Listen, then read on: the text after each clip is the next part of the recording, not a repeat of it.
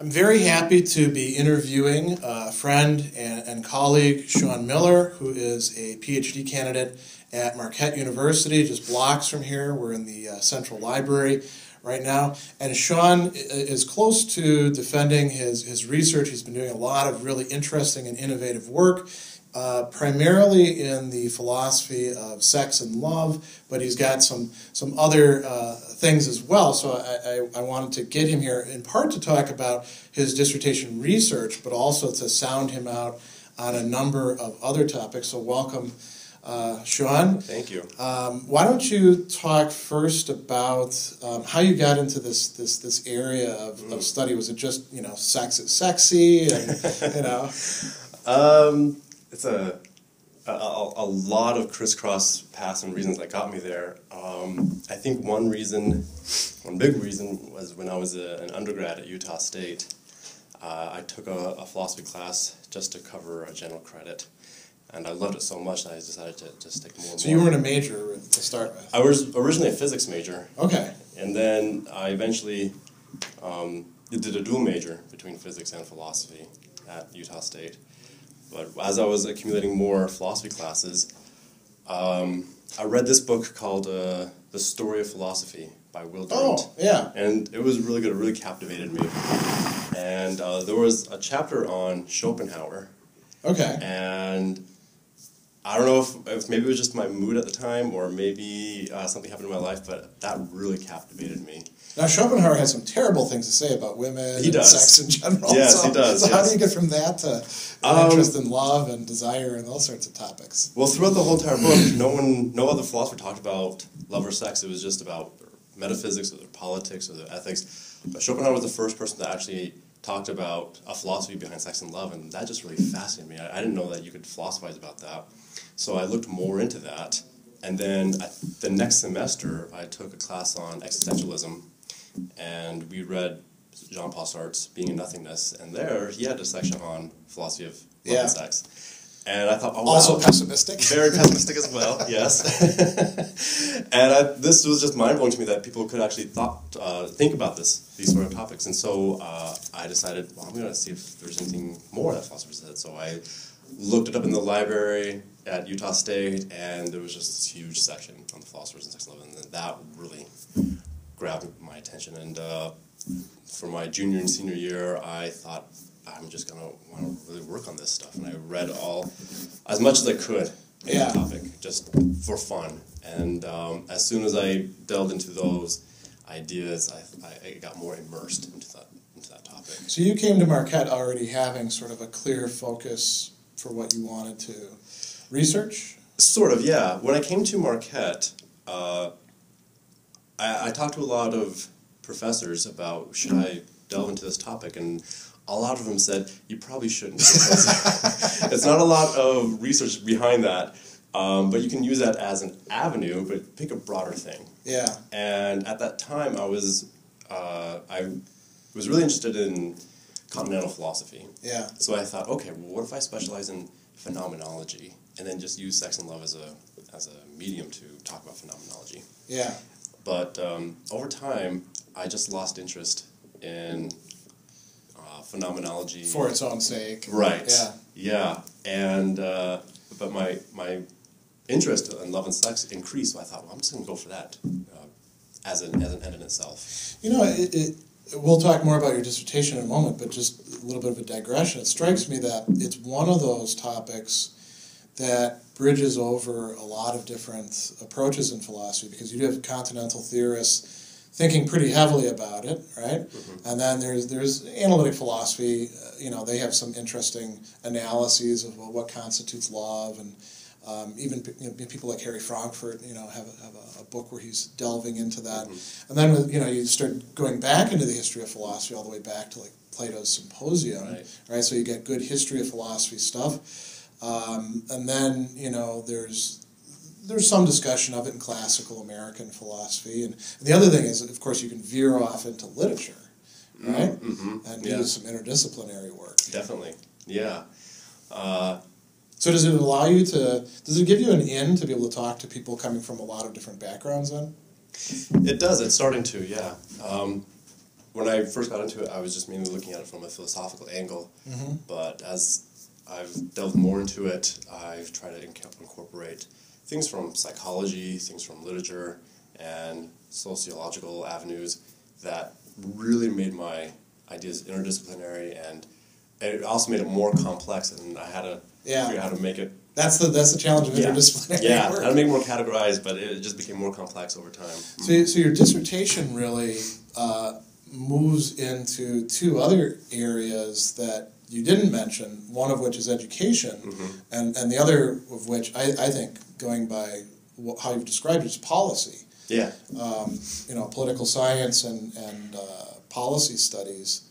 Why don't you tell us about your dissertation? Yeah. So my research in the dissertation is focusing on the moral assumptions of sex education classes in the United States. And curricula, too, right? And the curricula, yeah. I've looked at countless syllabi in a lot of public school sex education classes, and I've determined that there are more or less 3 different types of moral theories that's incorporated into sex education classes. And after investigating them, I can categorize them. These are my categorizations as some sort of paternalistic sex education, or a consequentialist type, or a consent type. And so I've looked into these different types and seen, because a lot of sex ed classes, they don't tell you, here's the ethical theory that we're presupposing. But you have to look into the curriculum and try to garner out what sort of ethical theory are they defaulting or assuming in those. So you're sort of doing philosophical detective work, right? And you might be uncovering assumptions that the curriculum people themselves either won't acknowledge or are unaware of. Right. Okay. Yeah. And by using a philosophical analysis, I'm arguing that certain types of sex education curricula on their moral assumptions are flawed. And if their whole entire curriculum is based on that moral theory, then that whole entire curriculum just falls apart. And so I try to look forward into a curriculum that has a good, robust ethical theory as a foundation and a support, and then you can build a curriculum on that moral theory. So let's talk about the first one, paternalistic approaches. That would include the abstinence-only spectrum. One. Yeah. Does it include anything else in there? It's mostly abstinence-only. You could see it as something much more strict as don't even talk about sex, period. Oh. Yeah. So in a way, if the default is not to have sex education, that falls into that paternalist. I think spectrum. Yeah. So it would capture all those sorts of. Okay. Those sorts of. Are there public high schools that are not doing any sex education that you came across? There are a few, yeah. Some states don't even mandate it or require it. Okay. And so if they don't have to teach it, then you might as well just skip it. Or if they do bring it up, it's usually in a health class. But it's not focused or concentrated. Do they also do it in the biology classes? I remember, when this is going back a long ways, and I was in a Catholic school, but we did have sex ed stuff crammed both into the health and into the biology classes. Yeah. And I remember actually watching a film that got a lot of the kids kind of grossed out. Sure, yeah. But our teacher was a farmer. Oh, okay. So she was. I guess she thought it was very very important to discuss it. Well, that's interesting, because I remember when I did sex ed, I had it once in middle school and once in high school, and the one in high school was just in health class, and it was mainly what you should avoid, and not so much in terms of this is what it is. But I could see it incorporating into a biology class, but I just when I was in high school at the time. My first paying job, where I had to do a W-2 and all that sort of stuff, was actually for the county of Waukesha, who had subcontracted to the YWCA. to do this program. And it was essentially abstinence-only, although we could mention contraceptives and things like that if the kids asked us about it. Okay. And it was oriented along consequentialist lines. We were called teen peer educators. So you had high school, teen peer educators that go into middle schools, and I think we did a few high schools. And the idea was adults can't get this message across to kids because Waukesha County was having a terrible teen pregnancy crisis in the 80s. And we would go in, and we would essentially scare the kids. We would do these value clarifications exercises where we wanted them to think about, what they wanted their career to look like and stuff like that. And then we'd say, and what about if you had an unwanted pregnancy, or if, what do you want your ideal mate to look like? Now imagine you get an STD. Yeah. And there was one other thing. The other thing we did was we would have them construct, the guys would do this with the guys and the girls with the girls, what does your ideal mate look like?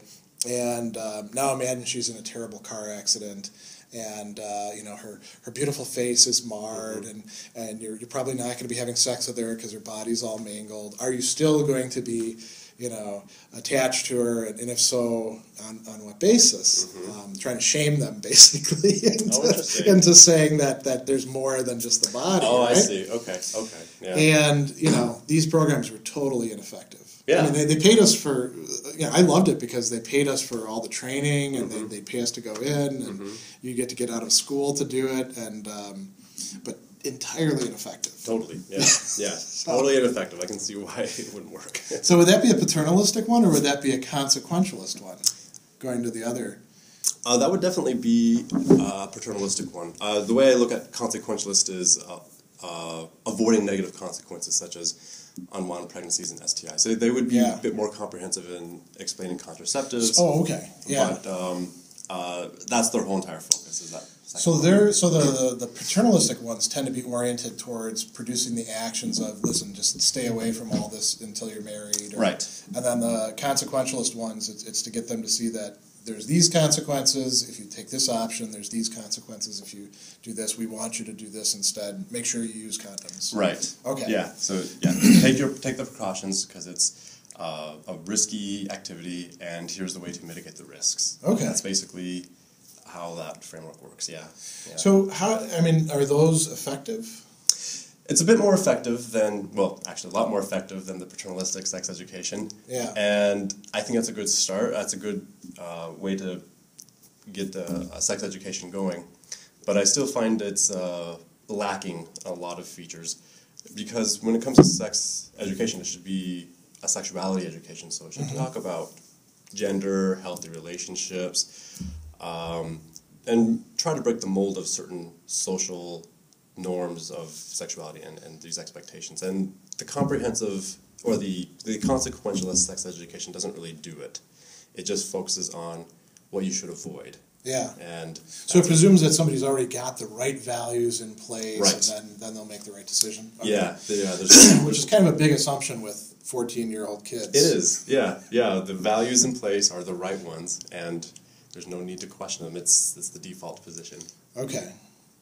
What's the third one then? The third one is consent-based sex ed, and this is fairly new.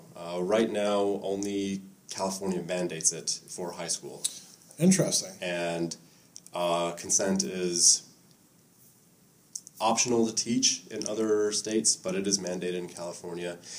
And that is coming from a deontological angle, so it's trying to teach sexual autonomy, sexual consent. And there it's a lot better, because if it's coming from sexual autonomy, then it's up to the students to kind of think about their own values and incorporate those values into their life, and then move forward and trying to be more autonomous with those values. So that's their own values. How much of it is how much emphasis is placed on understanding the values of a partner, and reaching some sort of, I don't want to say compromise, because consent isn't going to be a compromise. If it is, then it's already a bit coercive. Right. But reaching some sort of point where both partners are not just okay with, but happy about what's going on. So this is where I think there's some good elements, but there's still something missing in consent-based. So, because of too much emphasis on the sort of, the person who's supposed to respect consent, not what constitutes consent, or a little bit, yeah. When it comes to consent, the whole idea is to treat the other person's ends as if they're your own. So it's a very Kantian angle there. Yeah. And there's supposed to be some sort of mutual dynamic to happen instead of just a single person dynamic. So that's important. That's really good. But what's missing is the assumptive values that's in place about certain gender inequalities, for example, are still at the problematic root of power dynamics. Yeah. And one example that I give is if to receive consent means that you have to receive a yes, then the way that our societal structures are set up, all men need to do is manipulate women to get that yes. Yeah. So we often hear yes means yes, which is great, but what comes after the yes? And that's something that's hardly discussed in consent-based sex ed. Is it because they just don't have the time to discuss it, or is this essentially that's where the curriculum leaves off? I think partially it's because it's just so new that the curriculum is just starting with yes means yes, affirmative consent, and that's the foundation, that's the basis. And we don't have a lot of research because it's so new in terms of, well, how does this work, what more could be added to it, and what more could we do to inform the students about what happens after the yes? Yeah. And if the yes is all that's needed, if that's the foundation, great. But I think we can do much better and try to figure out, well, what can we do more than just giving and receiving consent? With developing sexual autonomy too. Yeah. It's the whole idea is trying to help the students develop their own values. But if the structures are still in place, then the presumptive values are the default values of that society, and so it doesn't really question the social norms or the values of that society. Yeah, it seems like there's two related problems. There's that broad problem, and then there's the fact that we're talking about, adolescents and adults we could say in development. So that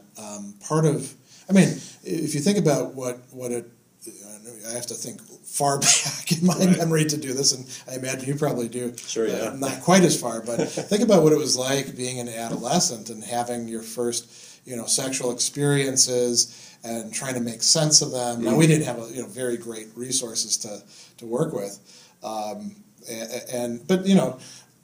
then over time figuring out what you like, what you enjoy, what you don't like, what perhaps you saw as okay at first and now see as, demeaning or vice versa. How do you build that into a curriculum then? How do you sort of, it's almost like, in trying to hit a moving target, you've got to actually chart the course that they were going. Do you need some sort of developmental account to do that? It's really difficult in terms of how to properly teach the students what they want when it's going to be diverse and varied amongst the students. Yeah. A lot of students have requested that they kind of want to know how it's done. They want a how-to guide. Well, that's very clear. Yeah, they do. Because if they don't get it from sex ed, they're going to get it from porn, which is what we did as kids. Yeah. But the porn was, more likely some uncle's stash of magazines, which gave us totally crazy expectations. Sure. Yeah. Yeah, and it's really difficult to figure out. Well, how do you give them a how-to guide when the sexuality is much broader than that? Yeah. But at the same time, students' likes and dislikes is going to vary, and the best that teachers can give is just here's the broad range, here's the I don't want to say theoretical aspects, but here's the ways that people have done it. Here's the combinatorics, you might say, right? What's that? The combinatorics, all the different possible combinations of things that people do. Sort of like going onto Wikipedia, right? People click around, one thing leads to another. So it does. It does, yeah. Yeah, but I think one of the worries that a lot of teachers have and parents is that if you're doing that, you're essentially endorsing you should do all these things. Oh, right? I see. Yeah. Well, I don't think that's a really good argument, because just teaching people a certain thing doesn't mean that they're automatically going to do it. Yeah, like we say when we teach Nietzsche. Exactly. Exactly. Yeah. You don't have to be the Ubermensch. You don't have to. But I think learning about this information is essential, and it'll be useful if you decide to venture into it or not, and it's a good tool to have.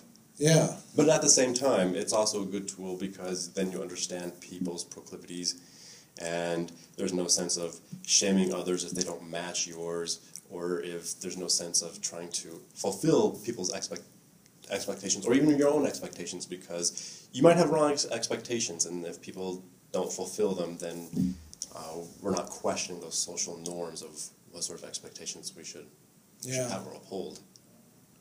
So, are you still in process of writing, or are you now at the point where you've got the work more or less consolidated and you're getting ready to defend?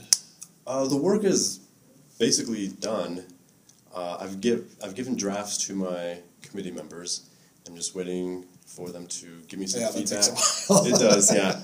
I've gotten some feedback on a few of my chapters, which is great, and I've just tried to update the chapters or try to see how they see fit. The first couple of chapters were a lot of work, but I'm hoping the rest of the chapters would be much easier. I mean, this seems like the sort of project that, unlike the case with many philosophy dissertations, a lot of people outside of philosophy are going to want to see it. Do you have plans to publish it?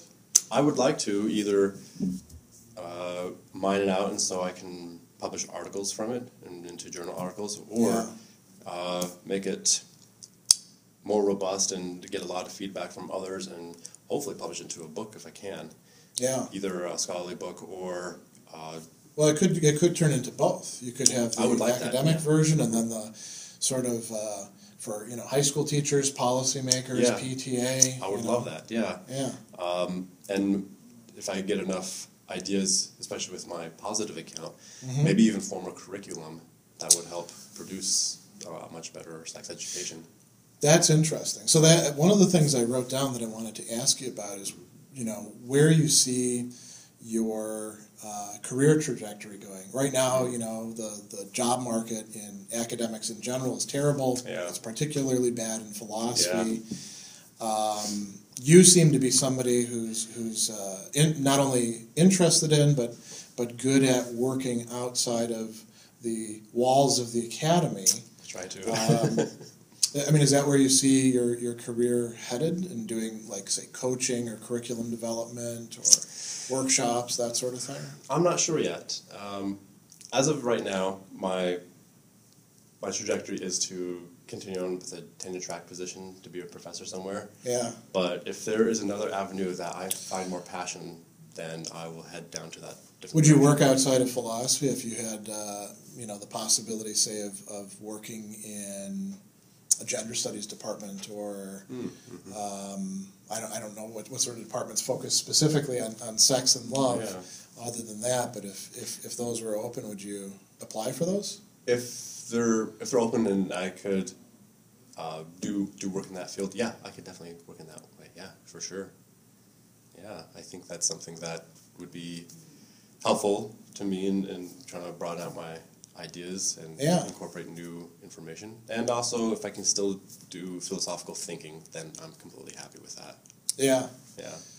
Well, you can certainly do philosophical thinking outside of the academy.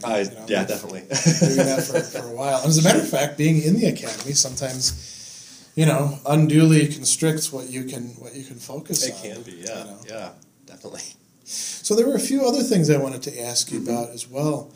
I should mention, so Shaun has a blog called Shaun Miller's Ideas, and he has many, many ideas if you scroll through it. And the central emphasis is sex, love, desire, conceptions of gender, those sorts of things. But there's a lot of really interesting material in there, and you keep it up, too, which is I try to, takes quite a lot. Yeah. I should mention, too, Shaun has an Instagram account, Coffee and Research, so you should check that out as well. So one of the things that I saw that you did recently is you did a podcast episode about sexual resiliency. Yeah. Right? And so that got me thinking in terms of, you've talked about this paternalistic model, a consequentialist, we might say utilitarian model, a deontological model.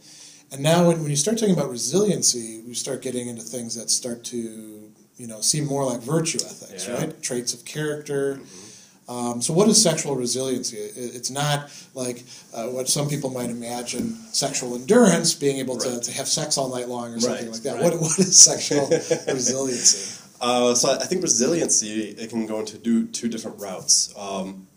One type is so I'm thinking of two people. One person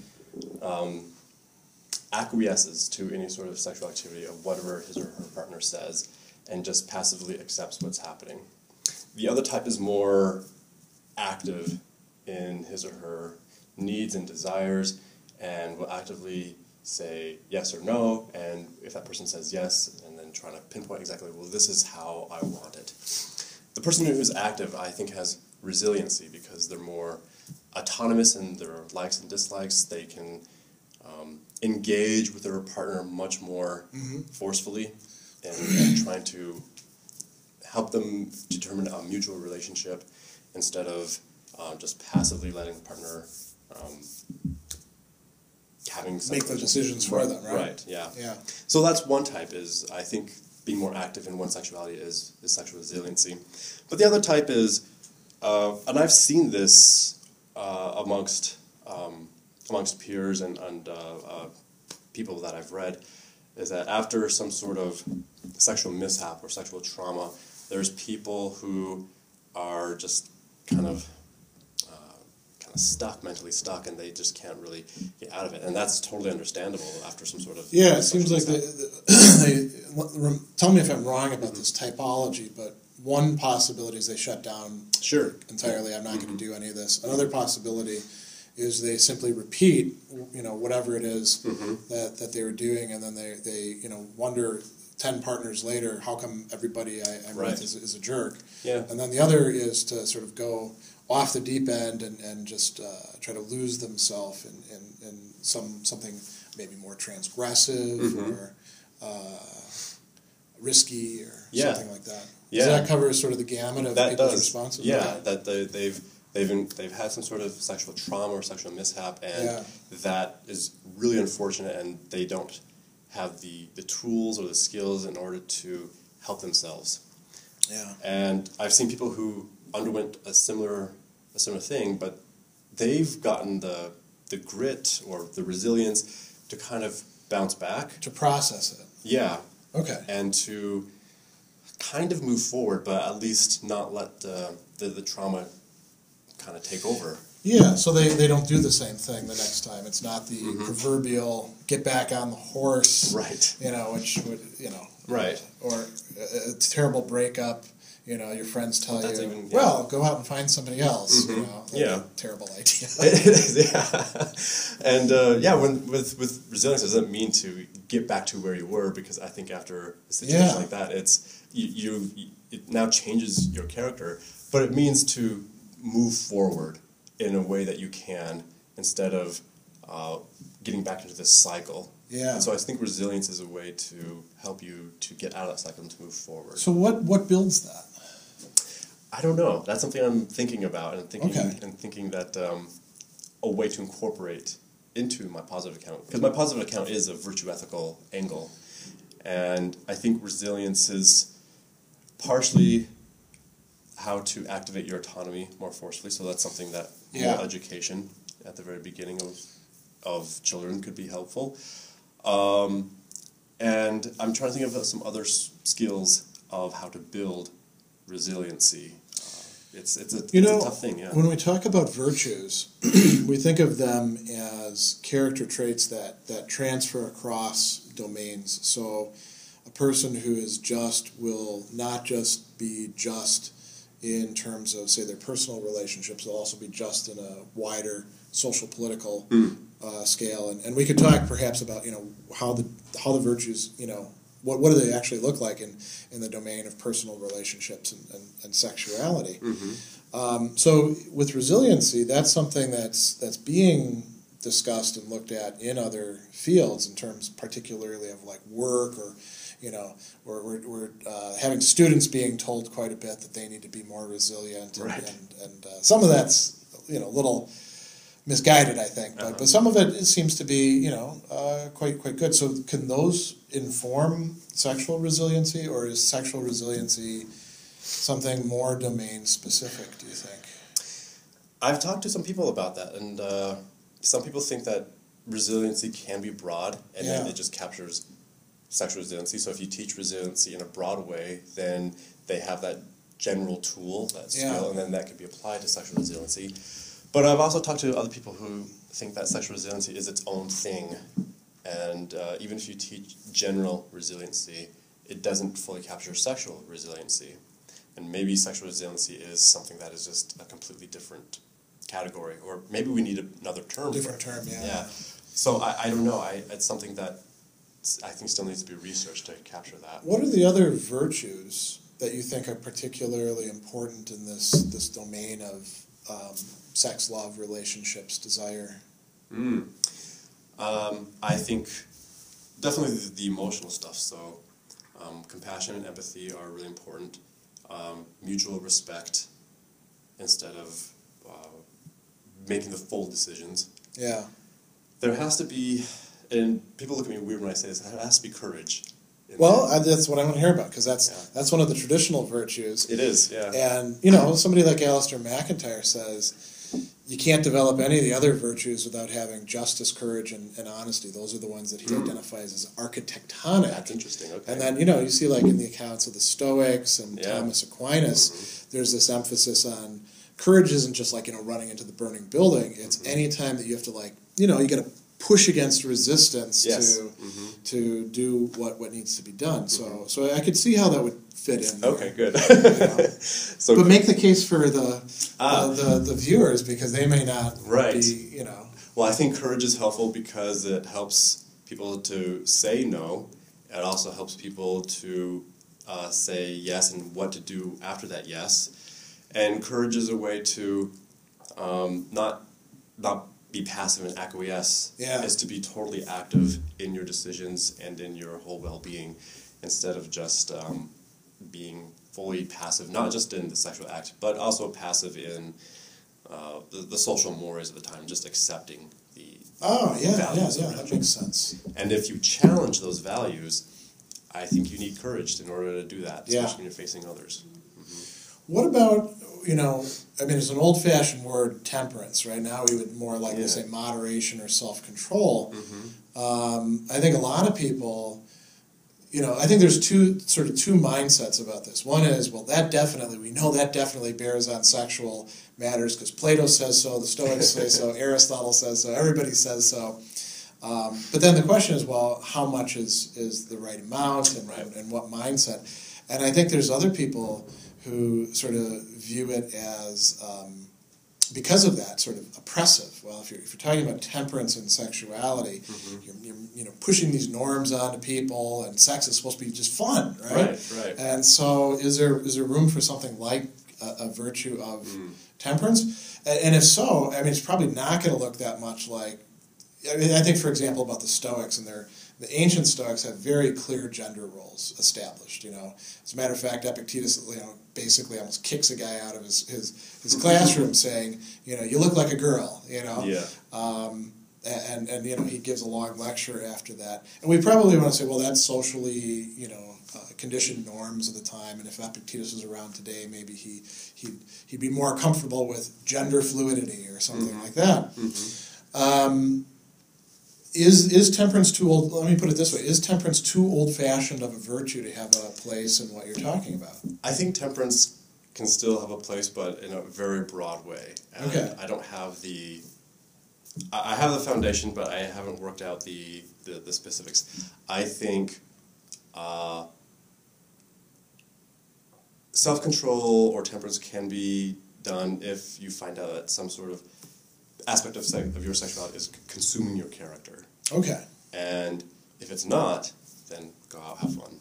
That's my position in a nutshell, but I do want to work more on the specifics. Yeah. Mm-hmm. What other virtues would be, you mentioned compassion or empathy, we've talked about justice to some degree, resiliency, courage, possibly temperance, re-understood. What other of the traditional virtues would we want to incorporate? Well, related to courage, I think honesty, and you mentioned honesty was part of it, and I think honesty is going to be a big one. And not just being truthful, but being truthful in a caring way, I guess is the best way to put it. Especially... Yeah, that's one side of it. You can say things that are truthful but very cutting and insensitive. Yeah, and especially in a sexual dynamic where people are typically very vulnerable, and so being brutally honest can be quite harsh. Yeah, exactly. You're not very good at what you're doing. Right, exactly. Yeah. So I think being honest in a nice way, in a careful way, and where you're doing it in a caring way, I think is a way to do it. And the way to tie all these virtues up, and I don't know how to teach this, is you have to have some sort of sexual phronesis. And well, that's what I was going to ask you about sexual wisdom. Yeah. Is there such a thing? I think there is. Because when we can think about consent. Yeah. A lot of consent is nonverbal, and that's a really good point. Phronesis helps us. Yeah. You have to really be good at reading body language. You have to be really good at looking at facial expressions. You have to be really good at the entire dynamic to make sure that it's okay to keep going or not. And if you don't have that sexual wisdom, then you could be making a mistake, you could misread things, or you could cause something that's going to be inappropriate. And so I think sexual wisdom is definitely needed. Yeah. But, coming from Aristotle, the way to gain phronesis is through experience, and so it's really hard to... Well, that's one of the interesting things. I mean, Lacan points this out in his lectures, because he's always interested in sexuality. He's a good Freudian, right? But he also... One of my favorite works of his is his seminar that he did on the ethics of psychoanalysis. And he points out that human sexuality is just a mess, because, we have all these ideas coming to us, and they don't even make full sense together if we analyze them from our culture. Some of them, age old. Some of them, very contemporary, say in advertising. And so we've got that whole mess to deal with. And then we've got these urges that we're feeling. Think back to being 16. How strong those were, and how, in some respects, scary they are, and in other respects, exhilarating. And then you're dealing with other people who are going through the same thing, and they have no idea what the hell's going on either. Right. Even though and we all try to pretend like we're in control and we know what's what, because we don't want to be revealed as I don't know, not being in the know, right? And so you put that together, it's almost like a recipe for everybody to be getting the wrong messages and making the wrong choices. It's a miracle that any of us wind up well-adjusted at all in some respects. That was his point. Then we have psychotherapy, or we have other spiritual counseling or virtue ethics coaching to help us kind of not get to a perfect place, but at least be not so screwed up as we currently are. Yeah. So, and that's for adults. He's not doing that with kids. And then you think, well, how would you do that in terms of managing all these kids in a high school? It's tough. Yeah. I think there's a lot of different methods. Case studies will probably be helpful. I've thought of a few case studies that sometimes I teach in my ethics class. I use them as well when I teach ethics. Okay. The students really respond to it. They do, yeah. Do you follow up? So what I'll do is I actually have them as assignments that they first have to complete and apply a couple moral theories, say who the stakeholders are. And then half the class will get them wrong in one way or the other, and then we actually talk about them and have the students who got the better answers say, well, here's why I said this and this and this. Here's what got left out. Do you do something like that where it's kind of an iterative process, or do you just give it to them? Or on some of the activities I do, Yeah, I do an activity about here's certain scenarios, and I think I got this from this page at Harvard University about here are certain scenarios, and is this considered consensual or not? And then we go. I have the class go through the exercises. Yeah. And I noticed I tried to make it so that each group has hopefully 50% male and 50% female. And we go through the exercises, and then I go through this article. It's a classic article about contained consent. And then we go back to the cases. Oh, interesting. And then see if they change their mind. And then I asked them, when you guys were discussing groups, did the males have an opinion and the females have a different opinion? Does that tell you something about how each gender thinks about consent or not? So what have your experiences been in terms of how they approach it after reading the article? After they read the article, they're more thoughtful of what consent could be, because we don't hear about consent in sex education classes. Yeah. So the default is, well, that person didn't say no, and so if there's no, then it's automatically consent. But then after reading this article, they realize it's a bit more complex and nuanced than that, and they realize, oh, okay, so with these cases, then it seems like there's some troublesome aspects with it. Yeah. So do you think we need something like, an iterative process like that within sex education, rather than just, well, we got to go through this module and then go to this module? We need something more comprehensive, something where the same stuff is being, examined. I think there's going to be multiple methods of how to do it. So case studies where you just kind of throw it out there and let them discuss, or case studies where it's an iterative process, I think is also very helpful. Class activities, class exercises could be helpful. And there's some curriculum that tries to engage students in doing that. And it's really nice and helpful when they can have students engage in that sort of way. Yeah. So I've got a bunch of other things I wanted to ask you about. One of them is, I'm actually going to jump down quite a bit. You've been going to conferences that are focused in particular on sexuality in one way or another. Again, I imagine some of our viewers, when they hear about that, they're going to think it's some Bacchanalian romp or something like that. Right. Which isn't the case. I mean, anybody you've actually met Dr. Ruth. I have. I've met Dr. Ruth. You got a picture of her and you together on your website. Right. And she, she's. I remember listening to her in the 1980s on this radio program. She was old then. Yeah.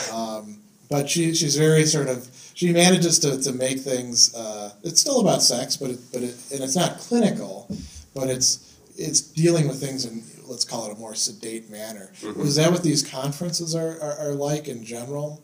It's sort of serious discussion of these matters, and who goes to them? It is not in as serious as philosophy conferences, because there's a structure and there's a rigor in it. I've noticed that at philosophy conferences, people have this very serious tone, and so I was kind of expecting that when I went to these sexuality conferences, and they're just much more lighthearted and they're free flowing. And that threw me off for a bit. I was like, okay, so this is how it works, and I just felt much more relaxed at these conferences. I can understand that. Most of the people who go to these conferences are sex educators, sex therapists, or social workers. Or people who deal with sexuality in their work. And so I went to... So it's more practitioner than theorist, right? You could say. Yeah. I think in both of these conferences I was the only philosopher there. Okay. Did you feel out of place because of being the only philosopher? At first I did, but they're very welcoming. Yeah. And to this day I still keep in touch with a lot of them. And it's very nice that we can still think about the issues together and collaborate together and help move sex education forward. Yeah. But I went to a couple of them last year, and most of them are workshop stuff. Like, this is a method I'm thinking about how to teach sex education better, or a different angle on sex therapy or sexuality, that they can teach the rest of the informants, and then they can take that to their either clinical practices or inform the rest of their workforce about, hey, this is something I learned about, we should probably incorporate this into our classes or our therapy sessions as well. Yeah. And so it's nice when they can do that. Yeah. Okay. So are you going to continue going to these conferences? You think that's sort of the major venue? Are you going to be presenting this research at those? Eventually, yeah. I want to go to them a few more times just to get enough experience of how that works and how that functions, and make it, because it's not a philosophy conference at all, so I have to take out the philosophical rigor and present it as, here's something I thought about. But I am going to a conference in June, and it's a major conference, and it's in Denver, and it's 2 or 3 days long, and so I'll be going there, and then after that, I'm hoping there's another conference either in September or in August. Okay. And then that's as far as I've thought about in my conferences about sexuality. Yeah. Yeah. That's the sort of thing, perhaps, given the recent issues that have been reported in Milwaukee, that maybe we need to have something here. And by that I mean, the outbreak of STDs among teenagers, high school students. I mean, to swing back to the models of education, so the paternalistic stuff doesn't work at all. Right. But is it actually counterproductive, where it tends to lead to higher rates of teen pregnancy, STDs, because it's dangling the stuff out in front of them, but just telling them don't do that, and giving them no resources? I've seen some studies where some students think that because usually paternalistic sex ed doesn't teach them about contraception, and so they don't know how to use it, and so when they are, I guess, tempted or have sex, they're not ready, and so they don't have contraception with them, and that's going to be a fault of their own. But in terms of whether it increases problems, there are some people that I've read in interviews where they said, well, I thought since I had sex already, I'm already used good, so I might as well just keep having sex. Oh, and so that also creates a problem. And so with that paternalistic sex ed, that's true. That sort of old-fashioned emphasis on virginity it's interesting. One of the people I do a lot of work on is Wollstonecraft, Mary Wollstonecraft, and she's got a whole discussion in there because it needed to be had at the time in her vindication of the rights of women about virtues and whether chastity is really a virtue or not. Interesting, yeah. And she's making the case. She's essentially an equality feminist, saying that listen, men and women need to be on the same playing field, and so the notion of there being virtues that are specific only to one gender, she's rejecting, which is totally going against most of the thought at her time, including among many of the women. And she's got a very great discussion in there about chastity and how it's been, and this is over 200 years ago. Right. So it's not as if we don't have the critical apparatus for that, but it's not getting to a lot of these educators, and thereby not to the kids. Yeah, I've seen a lot of different accounts from different curricula, different states, where they try to teach what it means to be used goods. Really? In the curricula?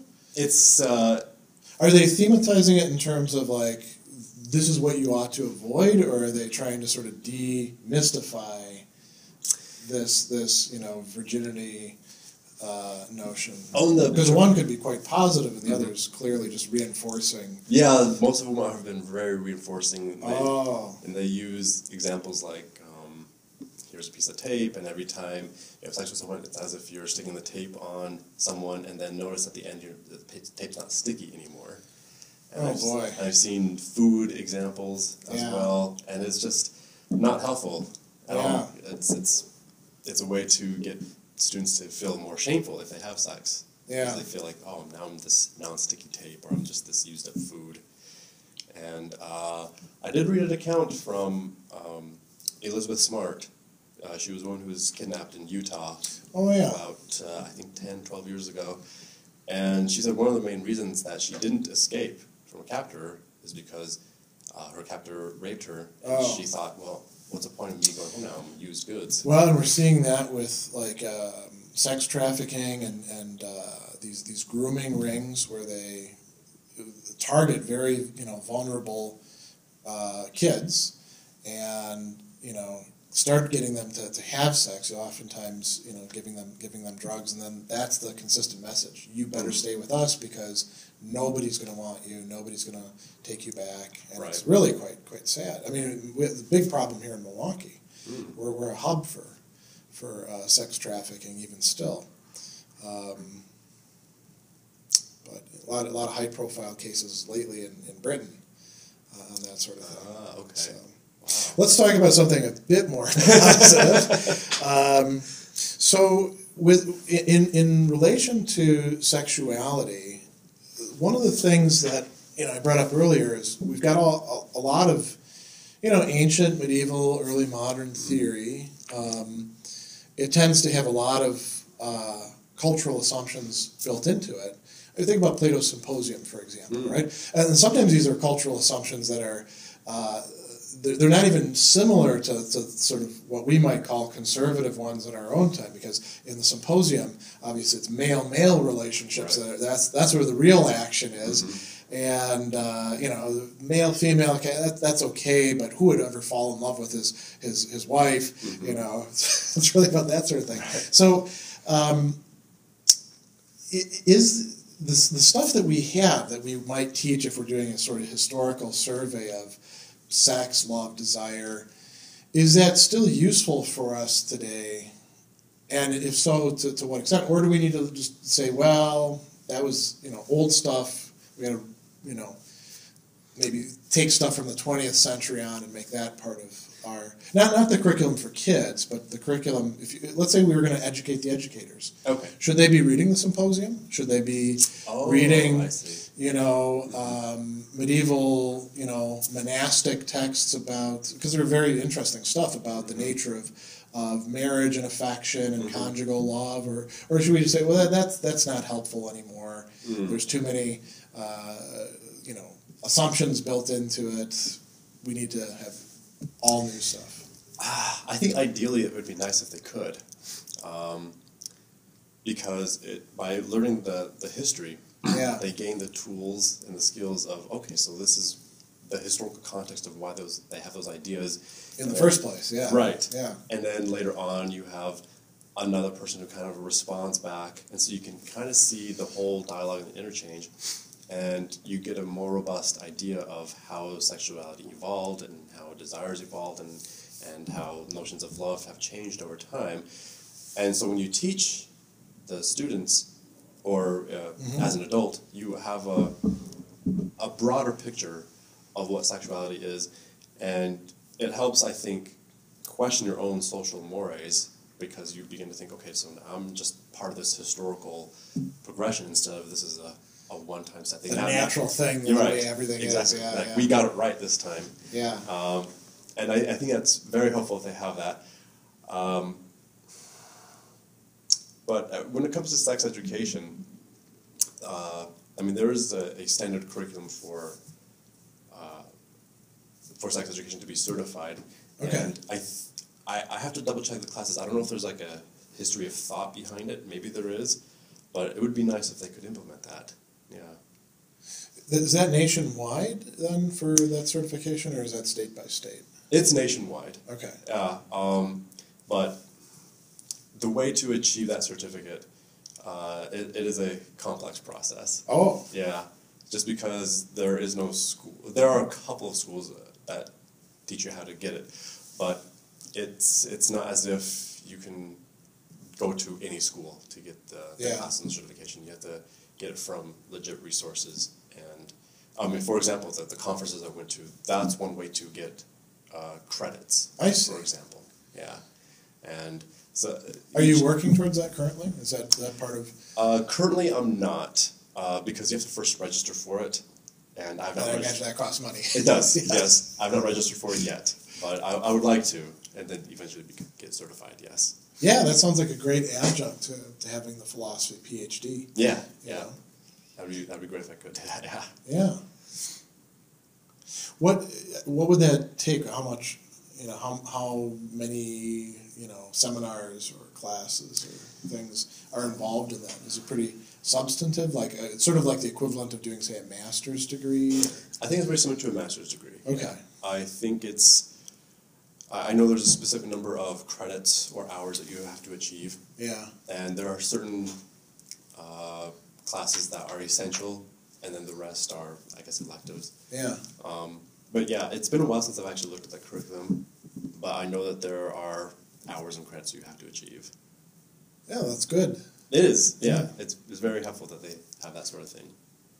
One of the other questions I wanted to ask you has to do with how sex education connects up with teaching outside of school. And by teaching, I don't mean thematic,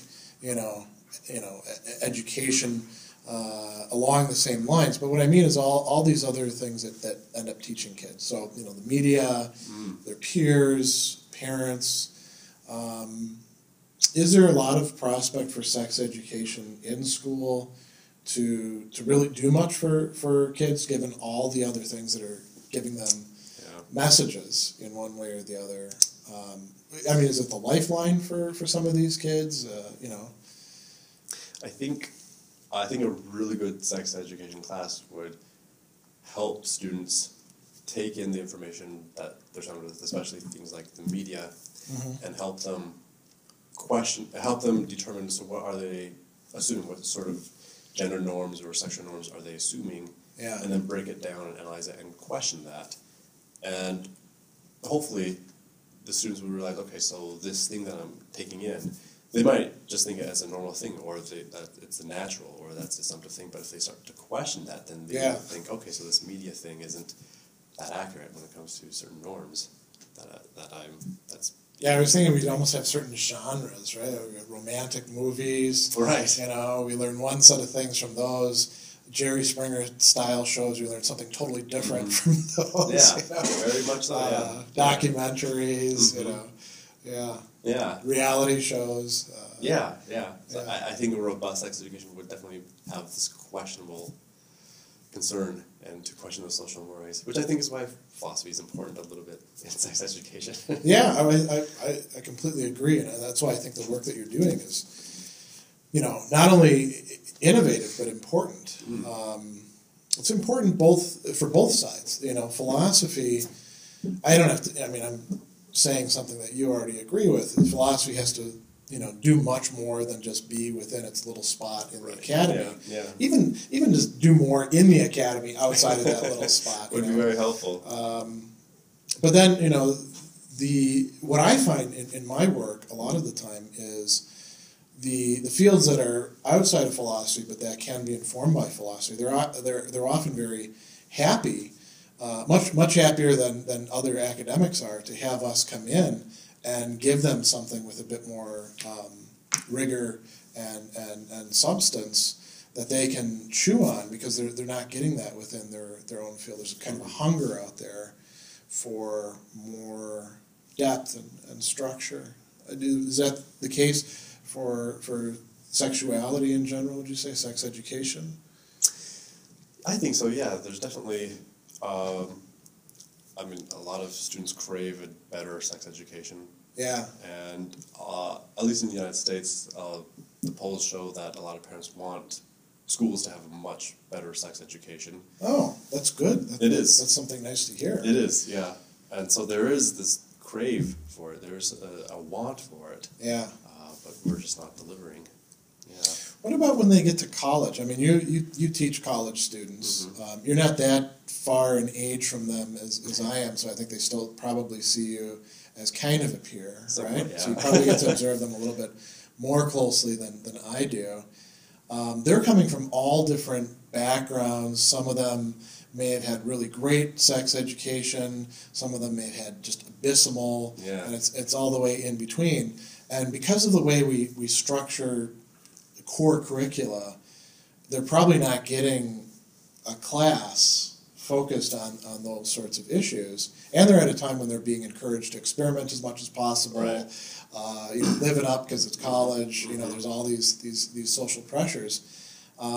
What do you see in your classes when you're talking with students about this? Do you think they would want to have like a 3-credit class, like sort of like sex ed that you should have had in high school but you didn't get to have, or something like that? I've noticed it's a little bit mixed. I think I think a lot of students deep down would like to have a class about sexuality in general. Yeah. But it's interesting. A lot of colleges do offer human sexuality, but it's Is a core thing where it would satisfy a general ed requirement, or is it something off in that building over there, and you've got to know that it's actually in the catalog to find it? Yeah, it's usually not fulfilling a requirement, which is funny. When I was at Utah State, I did actually look through the catalog to figure out, these are all the classes I want to take, and I found human sexuality, and I thought, I'm going to take this class. But I couldn't because there was two... Conflicted with another class? Actually, there's 2 prerequisites. What were they? And you had to be a junior. It was Intro to Family Studies, and then it was like, I forgot what the other one was, like counseling or something like that. Wow. And you had to be a junior, and at this point I was a sophomore. They really set up a lot of obstacles. They do. They really do. I think the class was just set for people who majored in family studies. But I thought, I still want to do this, so I asked the professor, can I just sit in the class, and he was fine with that, which was nice that I could sit in and do that, We didn't have anything remotely like that where I went to college, I mean, you figured it out on your own by having relationships or hooking up, stuff like that, but... And we would have the odd discussion, say, in a lit class about a poem and what it might mean about, sex, or mythology classes are good for that because there's always myths about sex. But that was it. There was nothing. There is nothing. Definitely not in the philosophy curriculum. Oh, definitely not. Yeah. If there was a philosophy of sex and love, I would love to teach that. And I know Marquette has a human sexuality class, but I don't think a lot of students know about that either. And it's in the psychology department. Oh, yeah. Yeah. And I don't know what their curriculum is. I don't know what it's set up, but I do know that Marquette does have a human sexuality class. Yeah. I've used intro classes sometimes because you've got such a broad, sort of umbrella under which you can teach, and I've set them up using themes, and so I would sometimes do that in terms of like philosophy of sex, love, and desire, or love, friendship, and desire. Oh, I see. But the problem I always found was that the 15-week semester, and the fact that you did have to do an intro, so they got to be getting some ethics, some metaphysics, some epistemology, meant that we couldn't do very much. Yeah. Yeah. I do the class thematically too when it comes to intro classes, and I let the students choose the topics. Oh, at the beginning of the semester? At the beginning of the semester, yeah. That's cool. And it never fails. They always choose philosophy of love or philosophy of sex. Or philosophy of friendship. They choose one of those 3 things. Yeah. And I do it in a very robust way. I calculate how many points they want in terms of which theme they want, and I base those points on, so that many points means that they want this much more amount of class time dedicated to this theme. Okay. And so when it comes to philosophy, sex, and love, it's in the medium range, so I spent about maybe 2 weeks on it. Yeah. And I try to delve into some really good topics, and a lot of students are thankful for it, but I wish I could delve into it much more. I mean, that's the case with the way that we teach. We're so restricted. I mean, we do have alternate 8-week classes and stuff like that, but that's even tougher to figure out what you're going to pack in there. We're so hamstrung by the Carnegie credit hour. So I mean, does that point to the need to do this in alternate forms? Say not for credit classes or things along those lines? I think there could be lots of ways to do it. We could have non-credit classes. That could be very helpful. I think just giving more time dedicated to saying, hey, there's certain classes that are dedicated to either gender or sexuality, and maybe more students would be interested in taking those sorts of classes. Yeah. I try to look at the next semester's classes, and if they're offering, say, feminism, I always tell my students, hey, they're offering feminism next semester, and if you guys are interested in that. I think it would be very helpful if a lot of philosophy departments would offer either philosophy of love or philosophy of sex even as an elective. A lot of universities who teach that, it's proven to be very popular among students. Yeah, understandably so. Yeah. So I've got two other questions for you. Mm-hmm. So one is kind of off the wall, and you don't have to answer it if you don't, if it's too embarrassing or anything. All like right. that. But you know, you're doing all this work in sort of meta education about sex, love, desire, and stuff like that.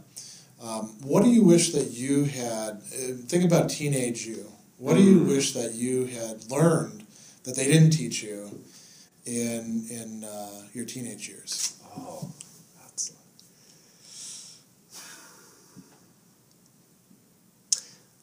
Well, okay, so I'll start with this. When I was an undergrad, I noticed that a lot of my peers were critiquing the way that women dressed. Okay. And they were, in a sense, I learned later on it was gender policing them. Yeah. And I didn't have that term for it, and that it bothered me when my peers did that. But I didn't have the vocabulary. I didn't have the vocabulary for doing that. All I just felt was this emotion, and I couldn't figure out why I was feeling this, and I couldn't figure out the way to explain what was wrong with it. Yeah. So I would like it in my teenage years that they could express some sort of gender norms and gender expectations, and knowing that those are not considered natural, that those are things that are cultural. Those are cultural, yeah. And that even if it has a biological basis or if it has biological information, it is a lot of cultural information behind it. And that if it's cultural based and cultures change over time, then those things could ostensibly be questioned. Yeah. And I never got that until I was in college as an undergrad. Yeah, that's a really good point. I think back to just how things were for myself growing up, in the 70s and 80s, and the incredible anxiety that so many of the guys, especially the athletes, had about being perceived in any way as being gay. And gay was not just a sexual category; it was like a aesthetic category across the board, you know, and you had to be very, very careful. But of course, if you allowed yourself to be seen as worrying about that, that was a sign you were gay too. So there's a double bind there. There is. That's interesting. Yeah. And I think about how much effort, especially among the football team and the wrestlers and people like that, went into, and some of them probably were gay. Just policing these boundaries, and fortunately for me, I didn't get bullied on that account, but I saw other kids who, one thing or another happened, and somebody labeled them, and then they just get beaten up, And now, thank God, that's. I mean, that is still the norm in some places, but I think, about my own kids, and I wouldn't want my kids to have to go through all that crazy bullshit. Yeah. And why was it that way? Well, cultural norms. It was. And it was reinforced a lot by parents and coaches and the movies and things like that. And I'm glad things have changed in that way. I definitely see progress. It's definitely improved. Yeah, so that's very nice. It came in that way. The other question that I've got for you, outside of the realm of philosophy, in this area of study, who are the authors that you find particularly good and you'd like to recommend as sort of reading suggestions for other people? Like in the philosophy. And why do you like them too? Like in the philosophy of sexuality, philosophy of education, or just... Well, it could be in terms of sexuality in general. What are the people that you keep going back to and saying, that's I want to read more of his or her work, Yeah, okay. My the big book that I first always recommend. It's Emily Nagoski's Come As You Are, and she is she's just really good at her writing style. I would like to imitate her writing style, but it's not. It's meant for a general audience. Yeah. And when I first read it, it threw me off a bit because I was so used to academic style. But after a while, I really got into it. And the book is just about how the science of sexuality has been around since Aristotle. I mean, it hasn't been modernly looked at until lately, but the science of female sexuality hasn't been around since maybe until 1990s. Yeah. And so the whole book is looking at the science of female sexuality and trying to explain what all that is to a general audience. And it's really good, and it's very, very powerful. And it's not just about sexuality, but it's also about emotions, and it's about stress, and it's also about how to think about oneself as a sexual being, and with all the cultural norms that's being impounded upon us. So that's one book I would definitely recommend, is Emily Nagoski's Come As You Are.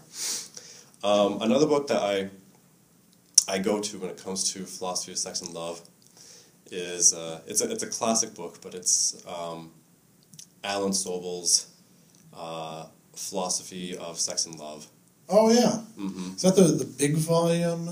Am I mistaking that with somebody else's? Somebody did like a 4-volume set. Oh, yeah.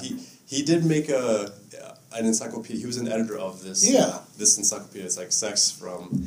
Yeah, it was a big thing that he did, and that's also very helpful as well. Yeah, that volume set.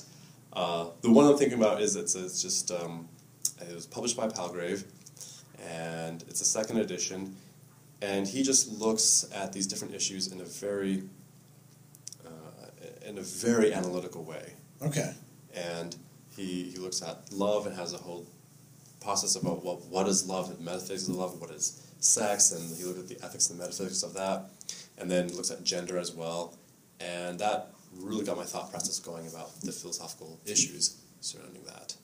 And I thought that was very cool that you could think about that in this really rigorous philosophical way. Yeah. So those would be the 2 books that I would probably start off with. Okay. Is thinking about the philosophy of sex and love. Is there anything else that you'd like to bring up or talk about that we haven't covered? I think we covered everything. I mean, I find sex education really important, and I think philosophical tools implemented in that is really helpful, and I'm hoping to keep going and show why sex education should be more comprehensive and more robust. Well, I'm really looking forward to seeing the finished dissertation. As am I. Yeah, well, yeah, for different reasons. Right. But I think that it's going to be a very important work, and I definitely want to see it get published and get a wide audience and traction. So again, if you haven't checked out Shaun Miller's ideas, just Google that. His blog will come up. A lot of really interesting material in there. His Instagram is Coffee and Research, all one word. Any other plugs that we should make? I mean, I have a Twitter account. I don't use it that much. Sometimes I do, but it's at Shaun D. Miller.